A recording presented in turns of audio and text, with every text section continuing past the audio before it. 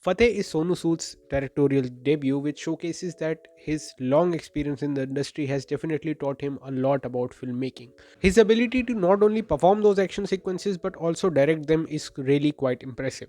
But Fateh overall as a film is flawed.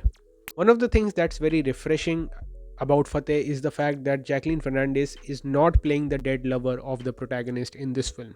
The story of the film is quite interesting on paper, but the execution makes it feel quite boring. Nimrat is a girl from Sonu Sood's village who is an agent of a loan app who goes missing after one of the guys that took loan from the app through her commits suicide and mentions her name in the suicide note.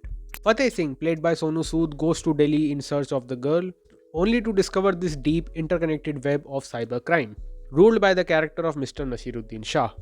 Now, does the film deliver what it promised us with its trailer and teaser, that is, brutal action sequences? Definitely, but not enough. The film opens with a brutal action sequences, then flashes back to the story about how we got to this point, and this action sequence is continued in the final act of the film. There are few smaller action sequences in between, but one of the major flaws of this film is that it shies away from showing us the actual violence. We have Sonu Sood walking out of Vijay Raj's house and we see loads and loads of dead bodies in his way. Similarly, there is a scene in which four guys enter an elevator with Sonu Sood, and we expect a scene similar to that of Captain America the Winter Soldier.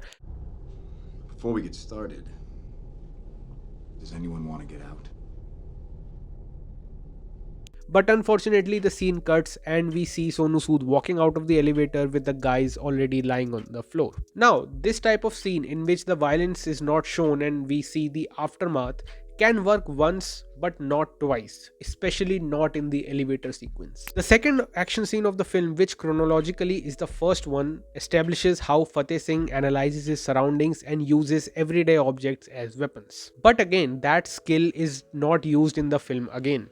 When the trailer of a film says a guy with a dark past, it kind of implies that the guy was on the opposite side of the law. Then something happened and this man becomes a man who avoids violence. Maybe the trauma of killing so many people is what caused him to have obsessive compulsive disorder. But it is revealed that Fateh worked for the Indian government, so it's clear that he was always the good guy. One of the things that I liked in the film Kill is the fact that Amrit, played by Lakshya, is a guy who avoided violence in the first half of the film, with his intention being only to disarm and incapacitate the goons. It's the death of Tulika in the interval of the film that pushes Amrit over the edge and he starts killing people in brutal ways. But in Fateh, he just kills everyone he faces off. The violence is definitely fun, but it hampers the story as the guy who could have easily given away the location of the girl that Fateh is looking for just dies in front of him and Fateh doesn't do anything about it. I mean, there could have been a scene in which Fateh is frustrated by how impulsively he killed everyone and regrets his actions. And towards the end, Nimrat dies and it's obviously Fateh's fault. Due to this, the film feels quite stretched between the action sequences and the pacing of the film is very off. It could have been executed in a way that despite Fateh's best efforts to save her, she dies anyway, which pushes Fateh to go on this killing spree. And the scene in which Nimrat dies, freaking Jacqueline Fernandez and Tanu Rawat have done better acting than Sonu Sood. Honestly, the expression on Sonu Sood's face looked like the expression you give when your girlfriend breaks up with you and you are sad about it but also kind of relieved ki haan, chalo gayi.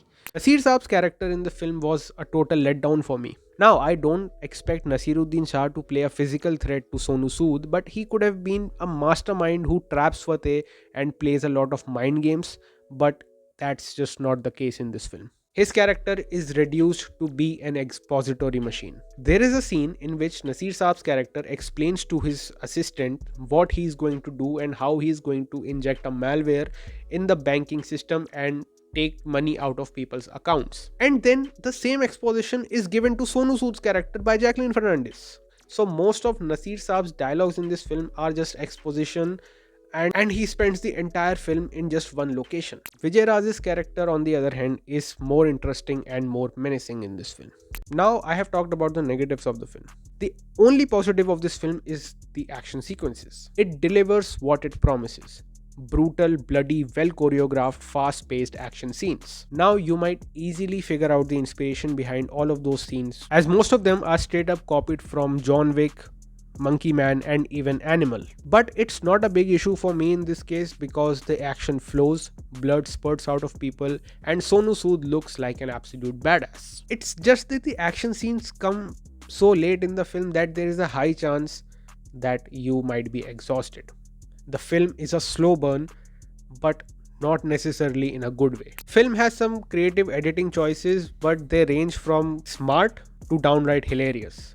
Like the scene from House of Gucci that I played in the intro of this video exists in Fateh, and it just caught me off guard and made me laugh so hard.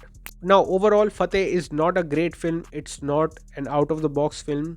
The action sequences, we have already seen these action sequences, but seeing Sonu Sood perform one take sequences on screen was quite refreshing. But I would say this, I am really tired of the guy wearing a suit while fighting a gang of goons. Now, John Wick does that because he has a tactical advantage as his suit is bulletproof. It protects him against the bullets but also allows him to blend in with crowd. But if a character is going out for a war, why would he wear a suit? Why not something tactical? I mean, be it Fateh or Marco, if you are against an army of guys, wear something practical and something that has a tactical advantage. Again, it's just that thing. John Wick looks cool, that's why we'll copy it without understanding why that suit exists in John Wick and why it makes no sense in Marco and Fateh.